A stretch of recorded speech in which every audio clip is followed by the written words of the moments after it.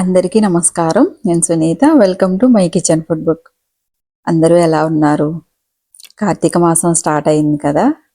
వనభోజనాలు, పూజలు, ఫాస్టింగ్స్ ఇవన్నీ ఎంతమంది చేస్తున్నారు?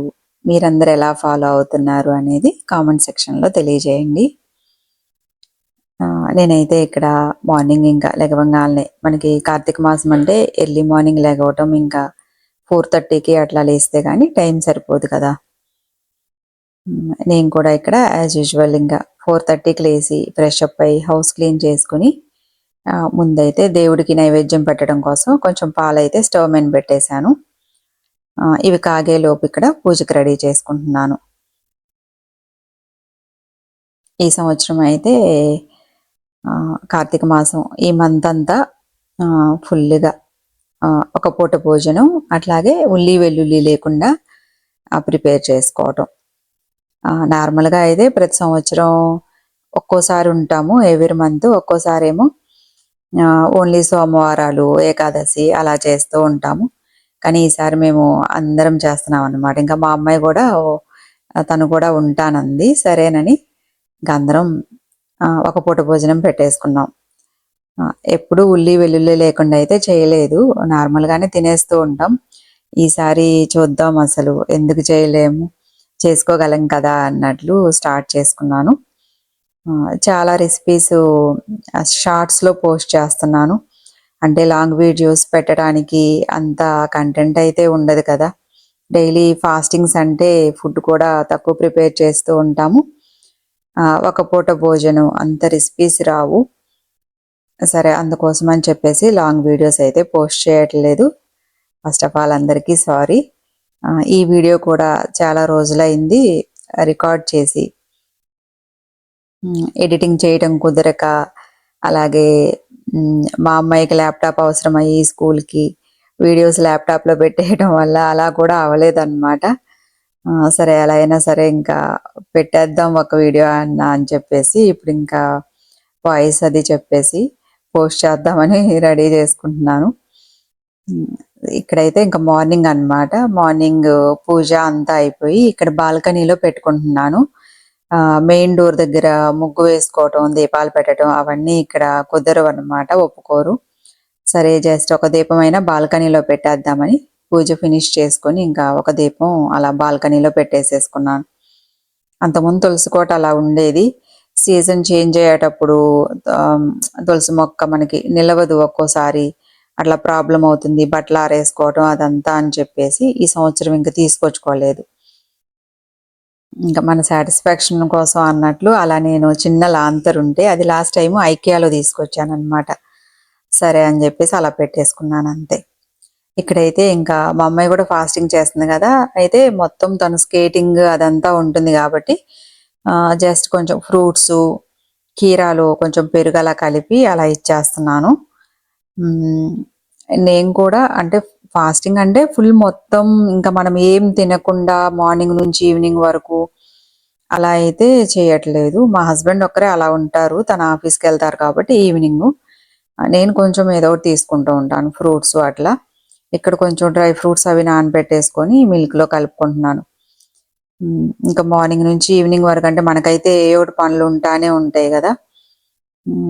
జెంట్స్ అంటే ఇంకా ఆఫీస్కి వెళ్ళిపోతారు, లేదా కొంతమందికి నార్మల్గా కూర్చునే వర్క్స్ అలా ఉంటాయి.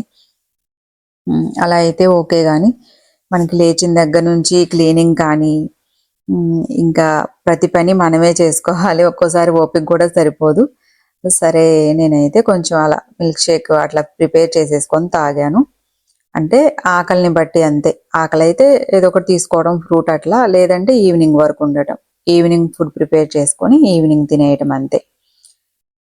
మొత్తానికైతే ఒక పూట భోజనము ఉల్లి వెల్లుల్లి లేకుండా ఈసారి ఇవి ఇలా రూల్స్ ఇలా పెట్టేసుకొని ప్రిపేర్ చేసుకుంటున్నాను. ఇక్కడైతే మనకి ఇంకా కూరల్లోకి జనరల్గా నేను వాడే కారంలో వెల్లుల్లి అన్నీ యాడ్ అయి ఉంటాయి సంబార్ కారంలో. సరే అది కూడా వద్దు అని చెప్పేసి ఇక్కడ మనం వేపుళ్ళు అలా చేసుకునేటప్పుడు అని దానికోసం ఇక్కడ కారం ప్రిపేర్ చేసుకుంటున్నాను.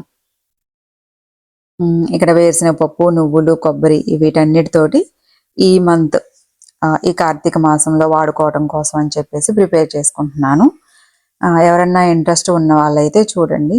ఇంకోటి ఉల్లి వెల్లుల్లి లేకుండా చాలా రెసిపీస్ ఎవ్రీడే షార్ట్స్లో పోస్ట్ చేస్తున్నాను.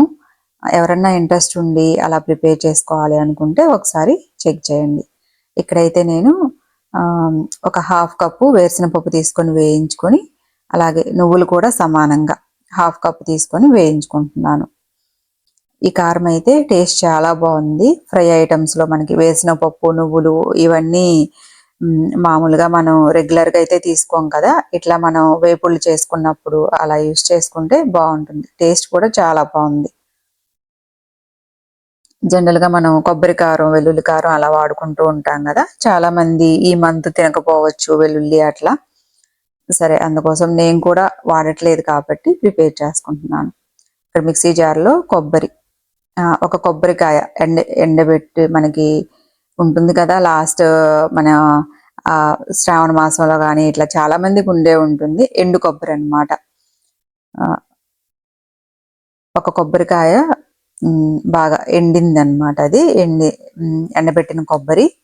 అలాగే వేరుశనగపప్పు, నువ్వులు, కొంచెం జీలకర్ర, పసుపు, మీరు కరివేపాకు ఉంటే వేసుకోవచ్చు. ఇది ఇంకా ప్రిపేర్ చేసే రోజు నా దగ్గర కరివేపాకు కూడా లేదనమాట, సరేనని చెప్పేసి ఇంకా వేయలేదు.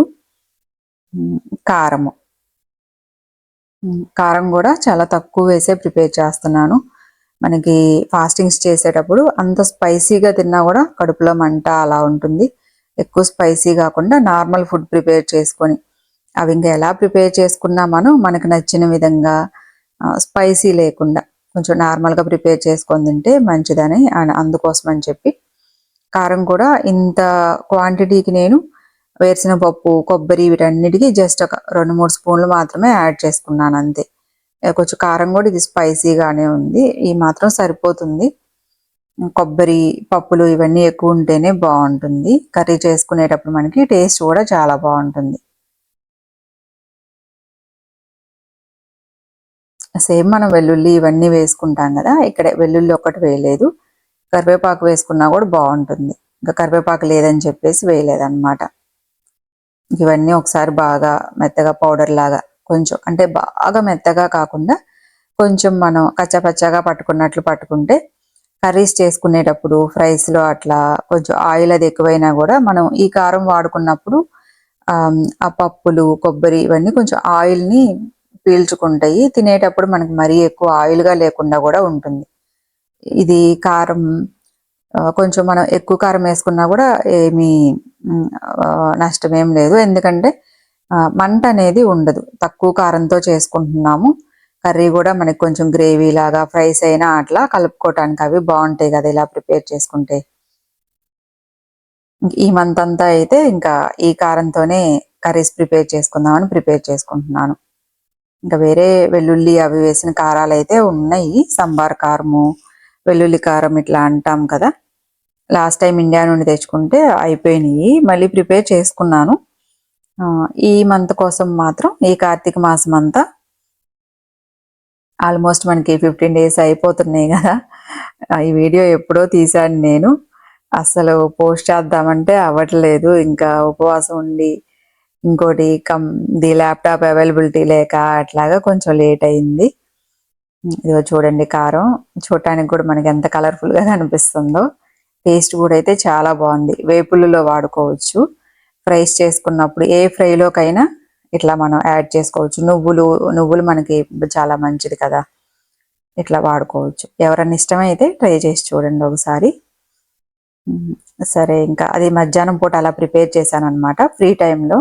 ఇక్కడైతే ఇంకా ఈవినింగ్ మళ్ళీ యాజ్ యూజువల్ ఇంకా ఈవినింగ్ తింటాం కాబట్టి ఫుడ్ అది ప్రిపేర్ చేసుకొని తర్వాత పూజ ఫినిష్ చేసుకోవాలి.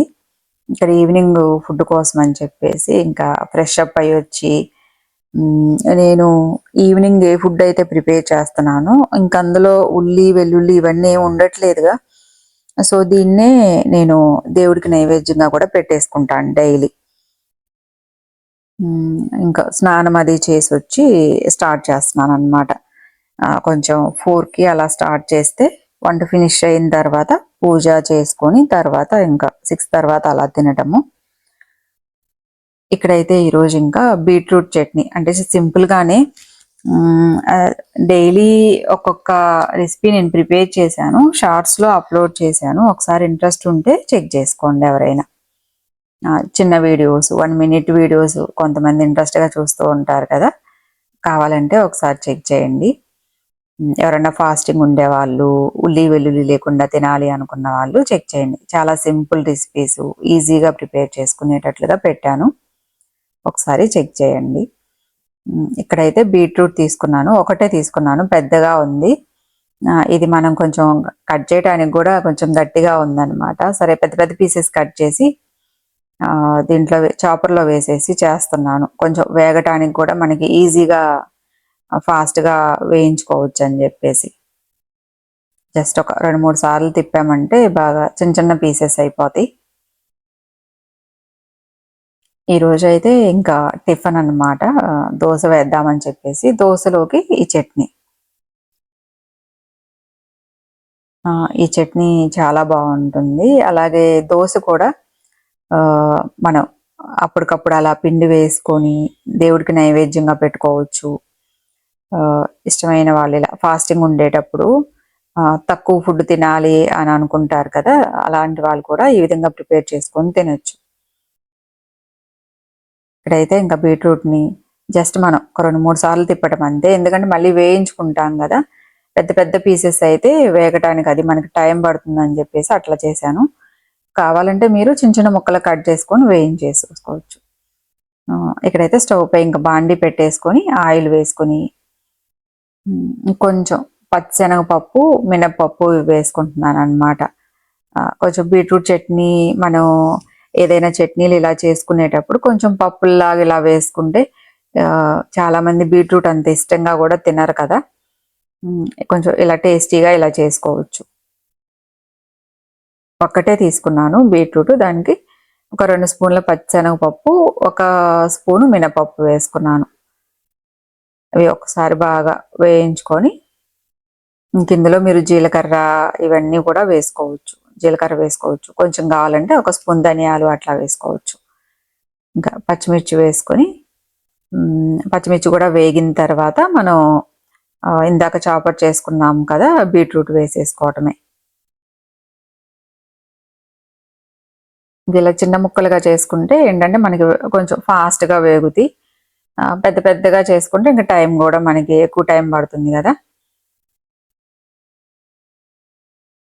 బీట్రూట్ వేసుకొని ఒకసారి అంతా మనం మంచిగా బాగా కలుపుకొని ఉప్పు, మనం ఉప్పు ఇప్పుడు వేసుకోవచ్చు, లేదంటే మళ్ళీ మిక్సీ పట్టుకునేటప్పుడైనా వేసుకోవచ్చు. నేను ఇంక ఇవన్నీ మళ్ళీ ఎందుకులే లాస్ట్లో అని అన్నీ ఒకేసారి వేసేసుకుంటున్నాను. ఇంకా డైరెక్ట్ మనం ముక్క వేగిన తర్వాత మిక్సీ పట్టుకుంటే సరిపోతుందిలే అని సాల్ట్ కూడా వేసుకొని ఇంకొకసారి కలుపుకొని మూత పెట్టుకుంటే ఒక 10 నిమిషాలు 15 నిమిషాల్లో బాగా వేగుతుంది. తర్వాత ఇంకా చల్లారిన తర్వాత గ్రైండ్ చేసుకుంటే సరిపోతుంది. ఈ చట్నీ మనం రైస్లో అయినా తినొచ్చు, చాలా బాగుంటుంది. రైస్లోకి బాగుంటుంది, చపాతీలోకి, దోశ దేంట్లో అయినా తినొచ్చు. కొంచెం ఇంకా లూజ్గా చేసుకుంటే గ్రైండ్ చేసుకునేటప్పుడు దోశ అట్లా వాటిలోకి ఇంకా టేస్ట్ అయితే బాగుంటుంది. సరే ఇంకా బీట్రూట్ వేగేలోపు ఇక్కడ ఏంటంటే మార్నింగ్ నానబెట్టాను అనమాట. మినప్పప్పు, బియ్యం, కొంచెం మెంతులు. 1 కప్పు మినప్పప్పు, 2 కప్పులు బియ్యం, 1 స్పూన్ మెంతులు అనమాట. ఈ వీడియో కూడా నేను షార్ట్లో అప్లోడ్ చేశాను, ఇంకా క్లియర్గా కావాలంటే చూడండి. ఒక 6 hours అలా నానబెట్టుకొని ఇప్పుడు గ్రైండ్ చేసేస్తున్నాను. మెత్తగా కాదు, కొంచెం బరగ్గా ఉన్నా మనకి ప్రాబ్లం ఏం లేదు, దోశలు బాగా వస్తాయి. పిండి మాత్రం పులవకుండా అట్లా ఉంటుంది కాబట్టి టేస్ట్ కొంచెం డిఫరెంట్గానే ఉంటాయి. పులిసిన దోశలు అట్లా బాగా ఇష్టపడే వాళ్ళైతే మీరు ఇంకా 1 రోజు తర్వాత అలాగే చేసుకోండి. అప్పటికప్పుడు ఫాస్టింగ్ ఉండేవాళ్ళు, నార్మల్ ఫుడ్ తీసుకునే వాళ్ళు, మనం ఏ ఫుడ్ ప్రిపేర్ చేసుకుంటామో అది దేవుడికి కూడా పెట్టుకోవాలి అనుకుంటే ఇలా ప్రిపేర్ చేసుకోవచ్చు. మెత్తగా గ్రైండ్ చేసుకొని ఇంకా ఒక బౌల్లోకి తీసేసుకొని జస్ట్ 1 గంట 2 గంటలు మనం పక్కన పెట్టేసుకోవచ్చు. ఇంకా మనం వేరే పనులు అవి చేసుకునేలోపు కొంచెం పక్కన పెట్టుకోవచ్చు, లేదంటే ఇంకా అప్పటికప్పుడు అన్నీ కలుపుకొని వేసేసుకోవచ్చు. దోశ మంచిగా మనకి కాకపోతే కొంచెం మందంగా వేసుకుంటాము. హోల్స్ వచ్చి అట్లా బాగా మంచిగా బాగా వస్తుంది. చేత్తో బాగా మనం దోస పిండి అయినా ఇడ్లీ పిండి అయినా ఒకసారి చేత్తో బాగా బీట్ చేసుకొని ఇట్లా బాగా కలుపుకుంటే త్వరగా పులుస్తుంది. బాగా మనకి ఫర్మెంటేషన్ అయితే బాగా అవుతుంది కదా. ఇక్కడైతే ఇంకా పులవాల్సిన అవసరం లేదు, నేను ఇలాగే వేస్తున్నాను. నెక్స్ట్ డే కూడా బాగుంది పిండి. తర్వాత రోజు మేము నార్మల్గా వేసుకున్నాం దోశలు అట్లా. ఇప్పుడైతే ఇందులో నేను కొంచెం పిండి అది పక్కకు తీసుకొని ప్రిపేర్ చేశాను. ఇక్కడ చూడండి బీట్రూట్ కూడా చూడండి బాగా అంతా ముక్కలన్నీ బాగా దగ్గరకు వచ్చేసి అంతా ఫ్రై అయింది. ఇంకా స్టవ్ ఆఫ్ చేసుకొని చల్లారిన తర్వాత మనం గ్రైండ్ చేసుకోవాలి. లాస్ట్లో కొంచెం కొబ్బరి యాడ్ చేశాను, పచ్చి కొబ్బరి. ఇంకా మనం దోశలో తింటున్నాం కాబట్టి కొంచెం టేస్ట్ అది బాగుండిద్దని కొంచెం కొబ్బరి యాడ్ చేసుకున్నాను. కొబ్బరి వేసిన తర్వాత ఒకసారి బాగా కలుపుకొని ఇంకా స్టవ్ ఆఫ్ చేసుకొని మిక్సీ జార్లో తీసుకొని గ్రైండ్ చేసుకోవడం. ఆల్రెడీ సాల్ట్ వేసాను, మీరు కావాలంటే ఇంకా జీలకర్ర వేగేటప్పుడే కొంచెం కరివేపాకు వేసుకోవచ్చు. ఇవన్నీ వేసుకొని గ్రైండ్ చేసుకోవచ్చు.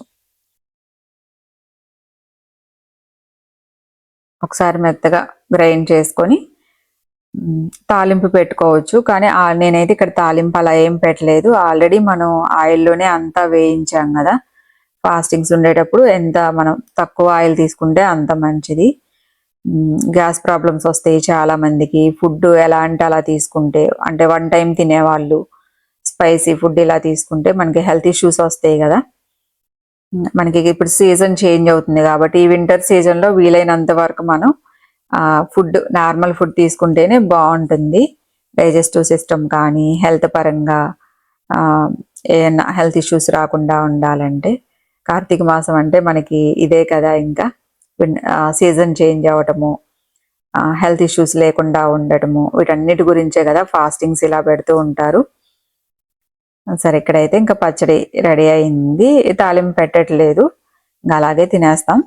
ఇక్కడ చూడండి దోసపిండి నేను కొంచెం గిన్నెలోకి తీసుకొని పులవలేదనమాట, మీకు ముందు చూపించాను కదా, గిన్నెలో తీసుకొని ఉప్పు, మిరియాల పొడి, అల్లం తురుము, కొంచెం పచ్చెనపప్పు, నానబెట్టిన పచ్చెనపప్పు వేసుకొని కొంచెం మందంగానే వేసేసాను.